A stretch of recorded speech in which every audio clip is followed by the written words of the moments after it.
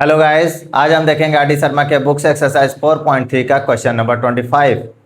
यह क्लास 10 का सिलेबस है।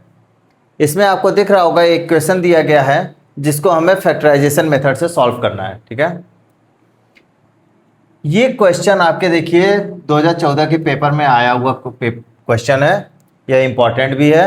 इसमें आपको दिख रहा होगा एक जगह x is not equal to 3/5 और -1/7 है। ये क्यों दिया गया है, ये जरूरी है ये जानना हमें। ये इसलिए दिया गया है कि डिनोमिनेटर हमारा जीरो ना हो जाए। किसी भी नंबर, किसी भी फ्रैक्शन का डिनोमिनेटर जीरो हो जाएगा तो वो अनडिफाइन हो जाता है। जैसे यहाँ पे अगर मैं यहाँ पे x की वैल्यू 3/5 रख दूँ, 3/5, तो ये देखिए क्या हो जाएगा। x की वैल्यू क्या रख दें, 3/5। न्यूमरेटर में कुछ भी रहे उससे हमसे नहीं मतलब है। अगर मैंने 3/5 रख दिया, ठीक है, 5 कट गया तो ये क्या हो जाएगा आपका 7 6 21/5। 3 - 3 0, आपका डिनोमिनेटर में जीरो। इसका मतलब यह नंबर क्या हो गया आपका, अनडिफाइन हो गया, अनडिफाइंड। क्लियर है। इसी तरह से यहाँ पे क्या होगा, जब x की वैल्यू -1/7 रखेंगे, क्या रखेंगे, -1/7,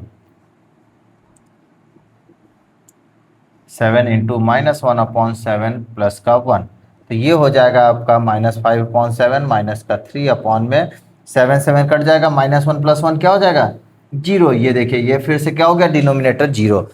तो जो नंबर, जो फ्रैक्शन अगर अनडिफाइन हो जाए, इसका मतलब यह नंबर आप रिप्रेजेंट कर ही नहीं सकते हैं। यह ऐसा नंबर कहीं एग्जिस्ट ही नहीं करता है आपके नंबर सिस्टम में। तो आप कैसे इस क्वेश्चन को सॉल्व करेंगे। इसलिए इसीलिए ये दिया गया है कि आपका ये जो इक्वेशन है ये अनडिफाइन ना हो जाए। क्लियर है। जब ये अनडिफाइन हो जाएगा या ये ऐसा नंबर में आ जाएगा जो आपका नंबर रिप्रेजेंट ही नहीं कर सकते आप इसको, ठीक है, तो आप सॉल्व क्या करेंगे। इसलिए x की वैल्यू 3/5 और -1/7 नहीं हो सकता है। क्लियर है। अब हम देखेंगे क्वेश्चन को।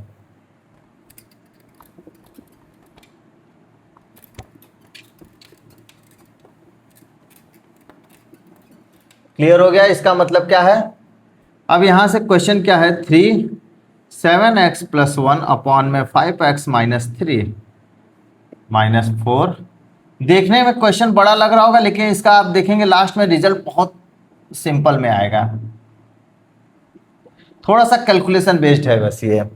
आप क्या करेंगे, बस एलसीएम ले लीजिए। और एलसीएम हमें पता है जब दो डिफरेंट नंबर होते हैं तो उनका मल्टीपल ही एलसीएम हो जाता है। ठीक है,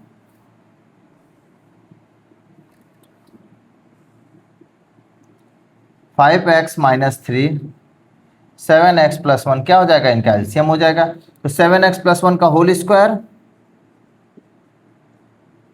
माइनस का 4, 5x - 3 का होल स्क्वायर। ठीक है, 7x + 7x + 1 कट जाएगा, 5x - 3 का इससे मल्टीप्लाई हो जाएगा। यहाँ 5x - 3, 5x - 3, 7x + 1 का इसमें मल्टीप्लाई हो जाएगा, इक्वल्स टू 11। अब क्रॉस मल्टीप्लाई कर देंगे, इसका इससे मल्टीप्लाई कर देंगे, और यहाँ पे इसको 1 लिख सकते हैं तो 1 का इससे मल्टीप्लाई कर देंगे, तो ये एज इट इज हो जाएगा। इसको ओपन कर देते हैं ब्रैकेट, a² 7 7 जा 49 plus b² plus 2ab 14x। ठीक है, माइनस का 4 a² 25x² प्लस का b² 9 माइनस का 5 2 जा 10 10 3 जा 30 माइनस का 30x इक्वल्स टू 11। इसको अपॉन में ही लिख देते हैं, या यहाँ अपॉन में इसको पहले मल्टीप्लाई कर देते हैं। 5 7 जा 35x स्क्वायर, 5 1 जा 5x।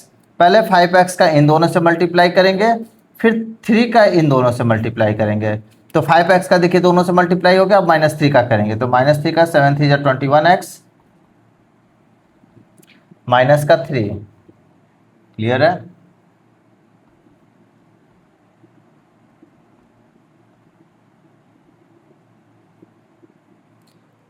अब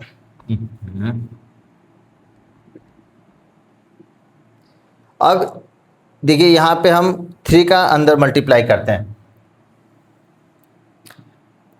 3 9 जा 27 3 4 जा 12, 13 14, 147 एक्स स्क्वायर प्लस 3 1 जा 3 प्लस 14 तियां 42 42 एक्स माइनस 25 चौका 100 माइनस 100 एक्स एक्स स्क्वायर 4 9 जा 36 माइनस का 36 एक्स। क्यों माइनस हो रहा है? क्योंकि 4 के साथ क्या लगा है माइनस, अब माइनस माइनस प्लस, प्लस का 120 एक्स। ठीक है, अपॉन में क्या आ जाएगा 35 एक्स स्क्वायर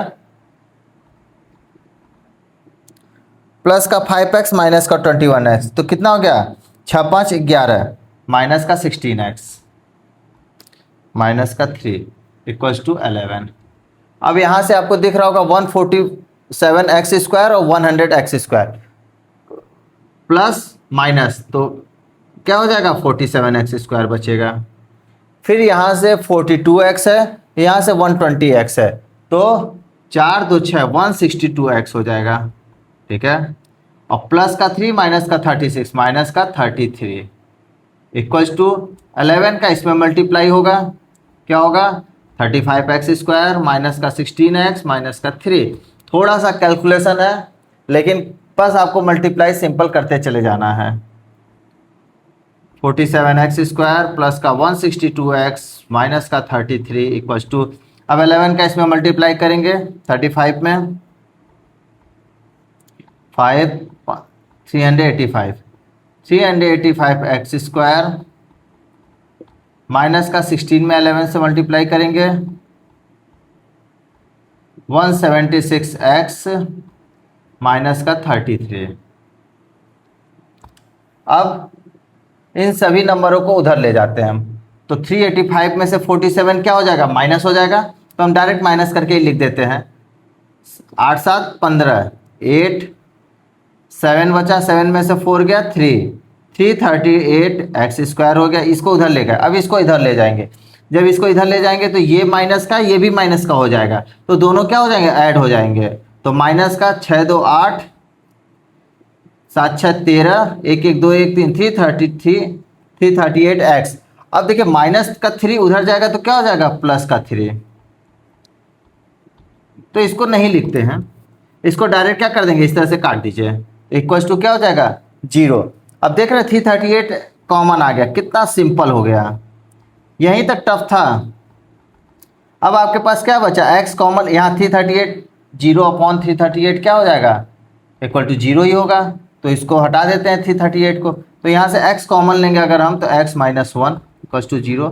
तो यहाँ से हमारा रिजल्टेंट क्या निकल के आया, एक x की वैल्यू 0, दो नंबर का देखिए फिर से वही आ गया, दो नंबर का मल्टीप्लाई 0, तो या तो दोनों 0 होंगे या तो दोनों में से कोई एक 0 होगा। तो हम कैसे सॉल्व करते हैं, एक बार इसको 0 बराबर लेते हैं, एक बार इसको बराबर 0 लेते हैं। तो पहला क्या आ गया x इक्वल टू 0 और दूसरा क्या आएगा x माइनस 1 इक्वल टू 0, तो यहाँ से x की वैल्यू 1। तो हमारा रिजल्ट क्या निकल के आया x की वैल्यू 0,1, ये हमारा रिजल्ट आ गया। क्लियर है, थोड़ा सा कैलकुलेशन है, बस आपको यहाँ पे एलसीएम लेकर यहाँ मल्टीप्लाई करके यहाँ आप करते जाएंगे, यहाँ पे देख रहे हैं आपको कहीं आपको कुछ करने की ज़रूरत ही नहीं पड़ी। क्लियर है, आई होप आप लोग को बहुत अच्छे से समझ में आया होगा। Thank you guys.